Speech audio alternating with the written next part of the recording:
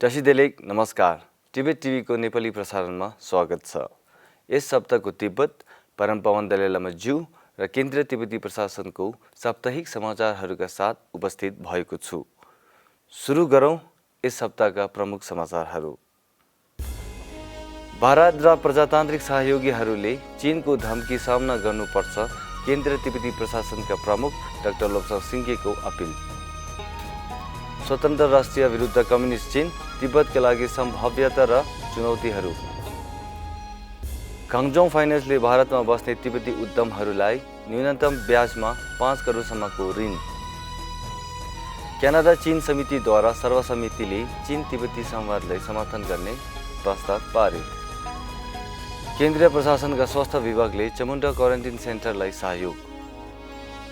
16औं तिब्बती निर्वाचन संसदले 10औं निर्वाचनको बैठक मार्चसम्म स्थगित। पेरिसदेखि जिनेवासम्म तिब्बती कार्यकर्ता साइकलमा, तिब्बतमा स्वतन्त्रताको अपील।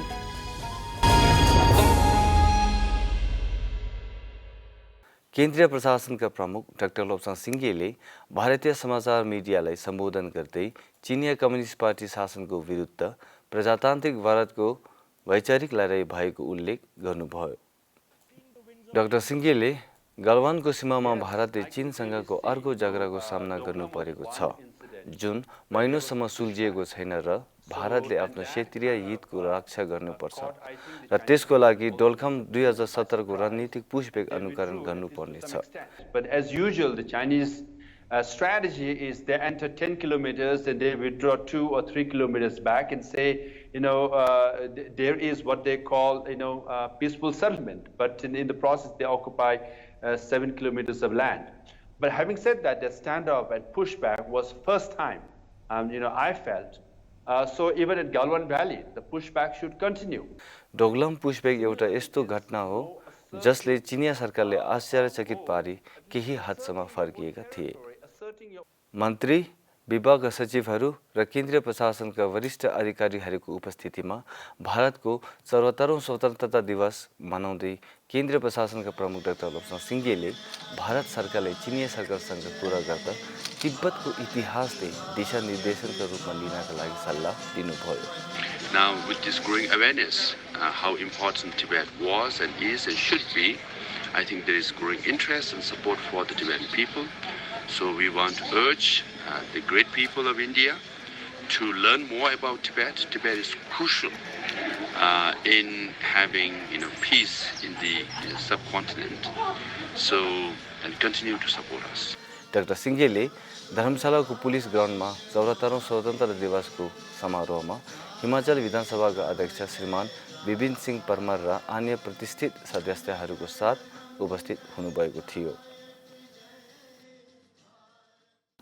गत हप्ता सोमबार 3 प्रख्यात वक्ताहरूले चिनिया कम्युनिस्ट पार्टीमा परिवर्तनका लागि स्वतन्त्र राष्ट्रहरूलाई युएसएको आमन्त्रित तिब्बतको विश्लेषण र सम्भावनाहरू भन्ने विषयमा भर्चुअल छलफल गरेका छन्, जुन केवल वर्तमान र सामयिक मात्र होइन, भविष्यको सम्भावना र तिब्बतको स्थितिसँग प्रासङ्गिक छ। तिब्बती दूतावास कार्यालय लन्डनले आयोजन गरेको छलफलमा केन्द्रीय प्रशासनका प्रमुख डाक्टर लोब्साङ सिङ्गे र पूर्व सांसद र युके सरकारका पूर्व गृहमन्त्री Norman John Baker, San Francisco Golden Gate विश्वविद्यालयका अन्तर्राष्ट्रिय कानुनका प्रोफेसर माइकल भ्यान वाल्ड र केन्द्रीय प्रशासनका कानुनी सल्लाहकारले संसारभरिका सरकारहरूले तिब्बतको बारे चीनमा परिवर्तनका लागि सबै अवसर लिनुपर्ने कतिको महत्त्वपूर्ण हुने बारे छलफल गर्नुभएको थियो। When Tibet issue was almost number 1 or 2 in the international forum, should be revived. So that's why not just Tibetans and our friends around the world should be more vigilant, more active, more vocal, and that's how we can take advantage of this developing scenario in the global stage. It's a book we just completed, and it is now with the publisher. It's going to look something like this, the cover, and it'll be available on Amazon bookstores in October. And it presents the Chinese claims and debunks them on the basis of both historical and legal analysis. But you cannot have consensus unless the other side also wants consensus, and the Chinese government does not. They regard consensus seeking as weakness. So that's why, when we look at the American response, the American government response, the American democratic response, that I support that. It's the only thing I think that President Trump does that I actually support, because he and his administration, Mike Pompeo and others, have taken a view that if we don't change communist China, they will change us.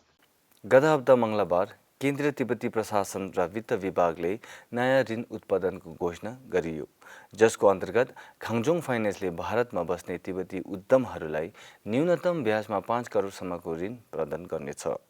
Doctor सिंघेले खाङजोङ फाइनेन्सलाई पूर्ण ब्याङ्कको रूपमा दर्ता गर्न प्रयास भइरहेको र भारतीय reserve bank एक गैर ब्याङ्क संस्थाको रूपमा दर्ता गरिएको तर खाङजोङ फाइनेन्स एक ब्याङ्किङ संस्थाको रूपमा काम गर्नेछ, जसमा ऋण स्वीकृति र इक्विटी शेयर लगानी गर्ने आदि समावेश गरिएको स्पष्ट गर्नुभयो। उनले खाङजोङ फाइनेन्स अब आरबीआईको एउटा समितिको सदस्य पनि हुन् र अबदेखि भारतीय ब्याङ्किङ प्रणालीको नियम र नियमन अपनाई पूर्ण विकसित ब्याङ्क बन्ने प्रयास गरिरहेको बताउनुभयो। क्यानाडा र चीन सम्बन्धको विशेष समितिले परम पवन दलाई लामा ज्यूका प्रतिनिधिहरू, केन्द्रीय तिब्बती प्रशासन र चिनिया सरकार बीचको वार्तालाप सर्वसम्मतिले पारित गरेको छ। केन्द्रीय तिब्बती प्रशासनका प्रमुख डाक्टर लोब्सा सिंघेको गवाहीको समयमा सांसद गार्नेट जिनिसद्वारा अगस्त 6 तारिकमा प्रस्ताव राख्नु भएको थियो।